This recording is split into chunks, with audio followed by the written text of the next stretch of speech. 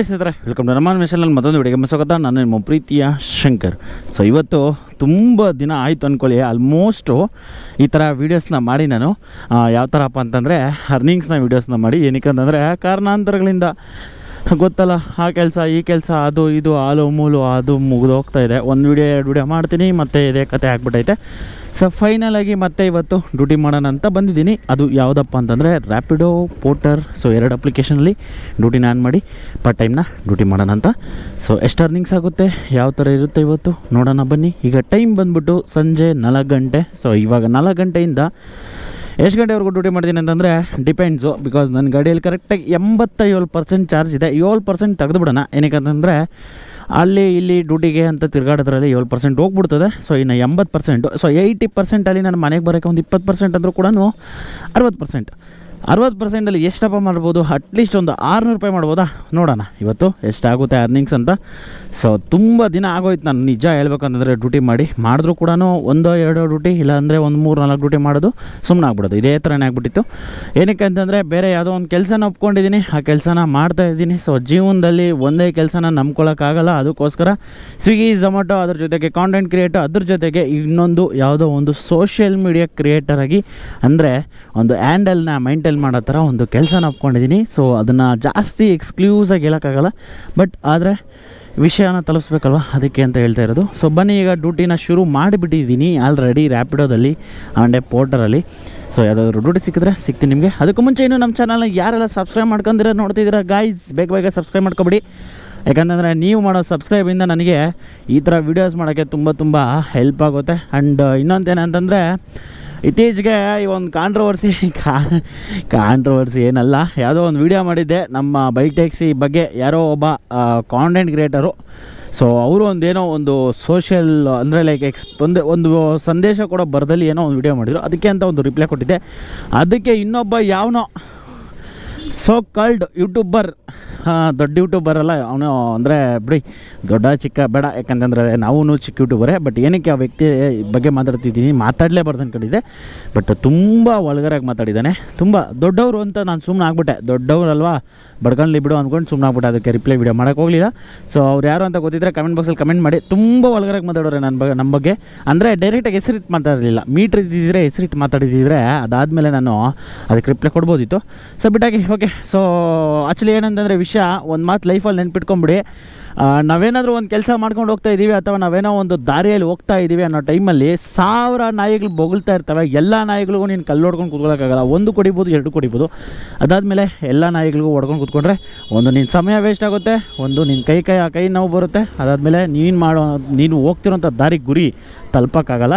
So ನಿನ್ನ ಗುರಿ, ನಿನ್ನ ದಾರಿ ನೋಡಿಕೊಂಡು ಹೋಯ್ತಾ ಇರಬೇಕು. ಸೊ ಯಾವುದಾದ್ರೂ ದೊಡ್ಡದು ಬಂದರೆ ಅದಕ್ಕೆ ಹೊಡಿಬೇಕು, ಚಿಕ್ಕ ನಾಯಿಗಳಿಗೆಲ್ಲ ಹೊಡಿಬಾರ್ದು, ಓಕೆನಾ? ಸೊ ಆ್ಯಕ್ಚುಲಿ ಹೇಳ್ಬೇಕಂತಂದರೆ ನಾಯಿಗಳಿಗೂ ಹೋಲ್ಸೋದು ತಪ್ಪು. ಯಾಕಂತಂದರೆ ನಾಯಿಗಳಿಗೆ ನಿಯತ್ತಿರ್ತದೆ, ಇಂಥವ್ರಿಗೆಲ್ಲ ನಿಯತ್ತಿಲ್ಲ. ಅದಕ್ಕೋಸ್ಕರ ಸೊ ಫೈನಲಿ ಕೊಚ್ಚೆ ಮೇಲೆ ಕಲ್ಲಾಕ್ಬಾರ್ದು ಅಂತ ಹೇಳ್ತಾ ಬನ್ನಿ ಡ್ಯೂಟಿನ ಶುರು ಮಾಡ್ಕೊಬಿಡೋಣ. ನಾನಂತೂ ತುಂಬ ದಿನಗಳಾದ ಮೇಲೆ ರ್ಯಾಪಿಡೋ ಪೋರ್ಟ್ರು ಅಥವಾ ಡೆಲಿವರಿ ಜಾಬ್ ಅನ್ನೋದೇ ಬಿಟ್ಬಿಟ್ಟಿದ್ದೆ.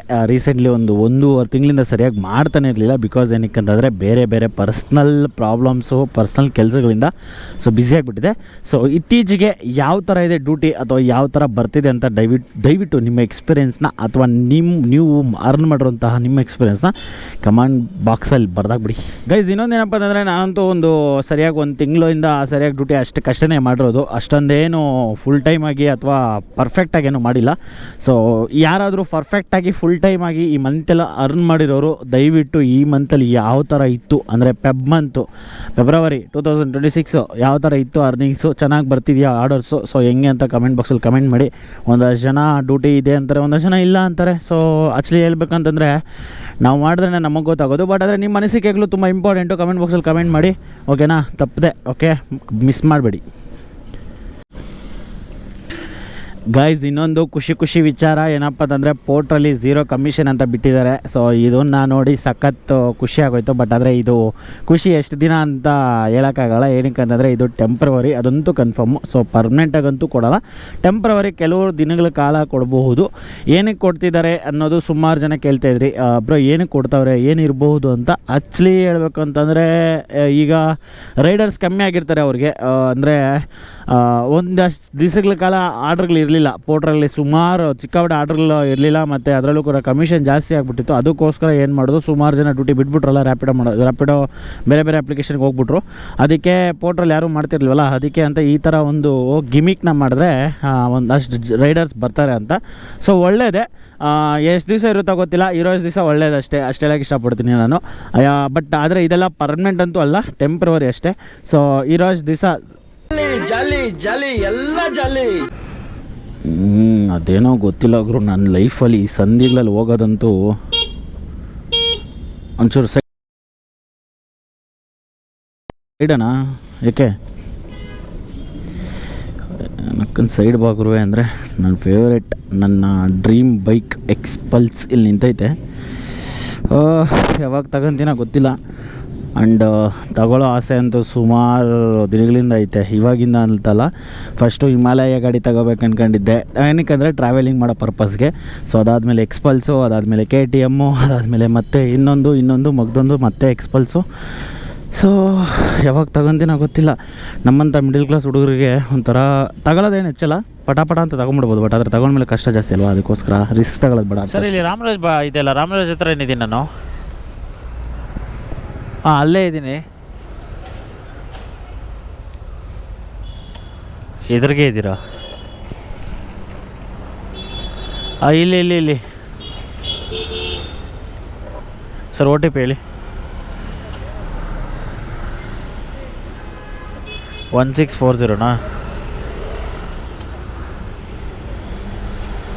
ತಲೆ ಕೂತ್ಕೊಳ್ಳಿ. ಓಕೆಲ್ಲ. ಸೊ ಗೈಸ್, ಇವತ್ತಿನ ಮೊದಲನೇ ರೈಡ್ನ ಪಿಕಪ್ ಮಾಡ್ಕೊಂಡಿದ್ದೀನಿ ಸರ್ನ. ಸೊ ಆ್ಯಕ್ಚುಲಿ ಹೇಳ್ಬೇಕಂತಂದರೆ ಇವ್ರಿಗೆ ತುಂಬ ಏಜ್ ಆಗಿದೆ, ಒಂಚೂರು ಆರಾಮಾಗಿ ಗಾಡಿಯಲ್ಲಿ ಹೋಗ್ಬೇಕಾಗುತ್ತೆ. ಸೊ ನಾನೊಂದು ರಿಕ್ವೆಸ್ಟ್ ಮಾಡ್ಕೊತೀನಿ ರೈಡರ್ಸ್ಗಳ ಹತ್ರ, ದಯವಿಟ್ಟು ಯಾರೂ ಕೂಡ ಫಾಸ್ಟಾಗೆಲ್ಲ ಓಡ್ಸೋಕ್ಕೆ ಹೋಗಬೇಡಿ ಗಾಡಿಗಳನ್ನ. ಆ್ಯಂಡ್ ಇನ್ನೊಂದೇನಂತಂದರೆ ದಯವಿಟ್ಟು ಕಸ್ಟಮರ್ಸ್ಗೆ ಆದಷ್ಟು ಹೆಲ್ಮೆಟ್ಗಳನ್ನ ಕೊಡಿ. ಆ್ಯಂಡ್ ಇನ್ನೊಂದು ಕಂಪ್ಲೇಂಟ್ ಇದೆ. ಕಂಪ್ಲೇಂಟ್ ಅನ್ನೋದಕ್ಕಿಂತ ನಾನೇ ನೋಡಿರೋದೇನಂತಂದರೆ ಕಸ್ಟಮರ್ಸು ಫುಲ್ ಹೆಲ್ಮೆಟಸ್ನ ಈಸ್ಕೊಳ್ಳೋಲ್ಲ, ಹಾಫ್ ಹೆಲ್ಮೆಟೇ ಜಾಸ್ತಿ ಇದು ಮಾಡ್ತಾರೆ. ಎಷ್ಟೋ ಸರಿ ನಾನು ಆ ಫುಲ್ ಹೆಲ್ಮೆಟ್ನ ತೊಗೊಂಡೋಗ್ಬಿಟ್ಟು ನಾವು ಹಾಕಲ್ಲ, ಈ ರೈಡ್ ಕ್ಯಾನ್ಸಲ್ ಮಾಡಿ ಅನ್ನೋಂತಹ ಪರಿಸ್ಥಿತಿಗಳು ನಾನು ಫೇಸ್ ಮಾಡಿದ್ದೀನಿ.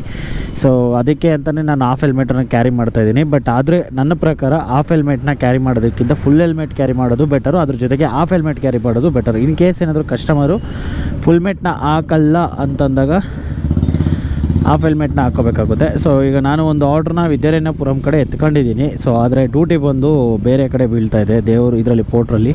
ಆ ಕಡೆನೇ ಯಾವುದಾದ್ರೂ ಬಿದ್ದರೆ ಪೋರ್ಟ್ರಲ್ಲಿ ಎತ್ಕೊಬೋದಿತ್ತು, ಬಟ್ ಆದರೆ ಬರ್ತಾಯಿಲ್ಲ ಅದನ್ನು. ಬನ್ನಿ ಈಗ ಹೋಗೋಣ.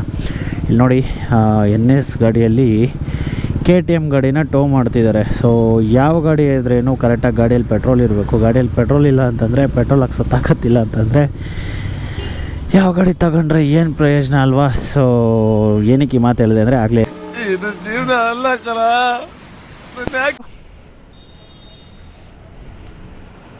144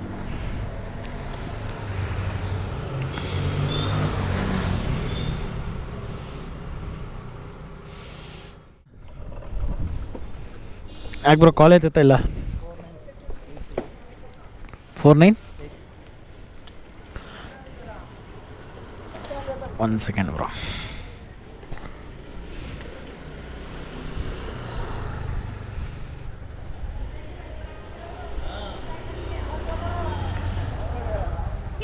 ಕೂತ್ಕೊಳ್ಳಿ. ಇಲ್ಲೇ ಒಳಗಡೆನಾ? ಓಕೆ, ಹೋಗೋಣ. ಹೆಲ್ಮೆಟ್ ಹಾಕೊಂಬಿಡಿ ಬ್ರೋ. ಕರೆಕ್ಟಾಗಿ 9:04 ಅಂತ ತೋರಿಸ್ತಿದೆ. ಟ್ರೈ ಮಾಡ್ತೀನಿ 9 ಗಂಟೆ ಅಷ್ಟಕ್ಕೆ ಹೋಗೋಕ್ಕೆ. ನೀವು ಒಂಚೂರು ಬೇಗ ಬಿಡಬೇಕಿತ್ತಲ್ವಾ? ಸೊ ಗೈಸ್, ವಿದ್ಯಾರಣ್ಯಪುರ ಹೋಗಿದ್ದೆ. ವಿದ್ಯಾರಣ್ಯಪುರದಿಂದ ಒಂದು ಆರ್ಡ್ರನ್ನ ತೊಗೊಂಡೋಗಿದ್ದೆ, ಬೊಗಲಗುಂಟೆಯಿಂದ ಒಳಗಡೆಗೆ ಹೋಗಿದ್ದೆ. ಸೊ ಅಲ್ಲಿಂದ ಒಂದು ಆರ್ಡ್ರನ್ನ ತಗೊಂಡು ಕಲಸಿಪಲ್ಯಕ್ಕೆ ಬಂದೆ ಮಾರ್ಕೆಟ್ಗೆ. ಈಗ ಮಾರ್ಕೆಟಲ್ಲಿ ವೆಯ್ಟ್ ಮಾಡ್ತಾಯಿದ್ದೀನಿ. ಸೊ ಮನೆ ಕಡೆಗೆ ಯಾವುದಾದ್ರೂ ಆರ್ಡ್ರ್ ಬಿದ್ದರೆ ಮನೆ ಕಡೆಗೆ ಹೋಗ್ತೀನಿ. ಸೊ ಈಗ ಇಲ್ಲಿವರೆಗೂ ಅರ್ನಿಂಗ್ಸ್ ಎಷ್ಟಪ್ಪ ಆಗೈತೆ ಅಂತಂದರೆ 521 ರೂಪಾಯಿ ಆಗೈತೆ. ಈಗ ನಾನು ಬಂದಿದ್ದೀನಿ SP ರೋಡ್ಗೆ. ಸೊ SP ರೋಡ್ಗೆ ಬಂದು ನಾನು ಸುಮಾರು ದಿನಗಳೇ ಆಗೋಯಿತು, ಮೇ ಬಿ ಒಂದು 15-20 ದಿವಸ ಆಗೇ ಹೋಯಿತು. ಸೊ ತುಂಬ ದಿನಗಳಾದಮೇಲೆ ನಾನು ಬಂದಿದ್ದೀನಿ SP ರೋಡ್ಗೆ. ಸೊ ಇಲ್ಲಿ ವೆಯ್ಟ್ ಮಾಡೋಕ್ಕಾಗಲ್ಲ ಈಗ, ಯಾಕಂತಂದರೆ ಈ ಟೈಮಲ್ಲಿ ಆರ್ಡರ್ಸ್ ಬರೋಲ್ಲ. ಈಗ ಟೈಮ್ ಬಂದ್ಬಿಟ್ಟು 9 ಗಂಟೆ ಅಷ್ಟಕ್ಕಷ್ಟೇ. ಬಟ್ ಒಂದು 5 to 10 ಮಿನಿಟ್ಸ್ ಅಥವಾ ಒಂದು 15 ನಿಮಿಷ, ಒಂದು ಹಾಫ್ ಆನ್ ಅವರ್ ವೆಯ್ಟ್ ಮಾಡ್ತೀನಿ. ಅಷ್ಟರೊಳಗಡೆ ಯಾವುದಾದ್ರೂ ಆರ್ಡ್ರ್ ಬಂದರೆ ಎತ್ಕೊಂಡು ಹೋಗ್ತೀನಿ, ಇಲ್ಲ ಅಂತಂದರೆ ಇಲ್ಲಿಂದ ನಾನು ಖಾಲಿ ಹೋಗ್ತೀನಿ. ಇದು ಈ ಟೈಮಲ್ಲಿ ಈ ಪ್ಲೇಸಲ್ಲಿ ಆರ್ಡ್ರ್ ಬರೋದು ತುಂಬ ಡೌಟ್. ಬಂದರೆ ಮಾತ್ರ ಲಾಂಗ್ ಆರ್ಡ್ರ್ಗಳು ಜಾಸ್ತಿ ಬರ್ಬೋದು, ಬಂದರೆ ಇಲ್ಲೇನಾದರೂ ಅಕಸ್ಮಾತ್ ಬಂದರೆ ಮಾತ್ರ. ಸೊ ನೋಡೋಣ, ಬನ್ನಿ ವೆಯ್ಟ್ ಮಾಡೋಣ. ಸೊ ಗೈಸ್, ಈಗ ನಮ್ಮ ಪಯಣ ಮನೆ ಕಡೆಗೆ ಹೋಗ್ತಾ ಇದ್ದೀನಿ. ಯಾಕಂತಂದರೆ ಮಾರ್ಕೆಟಲ್ಲಿ ಹತ್ತತ್ರ ಒಂದು ಅರ್ಧ ಅವರ್ ಇದ್ದೆ ಅಲ್ಲಿ, ಅದು ಬಂದಿಲ್ಲ ಮನೆ ಕಡೆಗೆ ಆರ್ಡ್ರು. ಒಂದು ಆರ್ಡ್ರ್ ಬಂತು ಆಟಿನಗರ್ಗೆ, ಬಟ್ ಪ್ರಾಬ್ಲಮ್ ಏನಂತಂದರೆ ತುಂಬ ಒಳಗಡೆ. ಸೊ ಅದು ಅಮೌಂಟು 50 ರೂಪಾಯಿನೋ ಇತ್ತು. ಅದನ್ನು ತಗೊಂಡು ನಾನು ಒಳಗಡೆ ಹೋಗಿ ಸಿಕ್ಕಾಪಟ್ಟೆ ಕಷ್ಟ. ಡಿ ಜೆಯಲ್ಲಿ ಆ ಕೆ ಜಿಯಲ್ಲಿ ಒಳಗಡೆ ಹೋಗಬೇಕು. ಸೊ ಅಲ್ಲಿಂದ ಮತ್ತೆ ಮನೆಗೆ ಬರಬೇಕು ಅಂದರೆ ತುಂಬ ಕಷ್ಟ ಆಗ್ಬಿಡುತ್ತೆ. ಸೊ ಅದಕ್ಕೆ ಆರ್ಡ್ರನ್ನ ಇಟ್ಕೊಂಡಿಲ್ಲ. ಈಗ ನಾನು ಮನೆ ಕಡೆಗೆ ಹೋಗ್ತಾ ಇದ್ದೀನಿ. ಏನಕ್ಕೆ ಅಂತಂದರೆ ತುಂಬ ಹೊತ್ತು ವೆಯ್ಟ್ ಮಾಡೋಕ್ಕಾಗಲ್ಲ.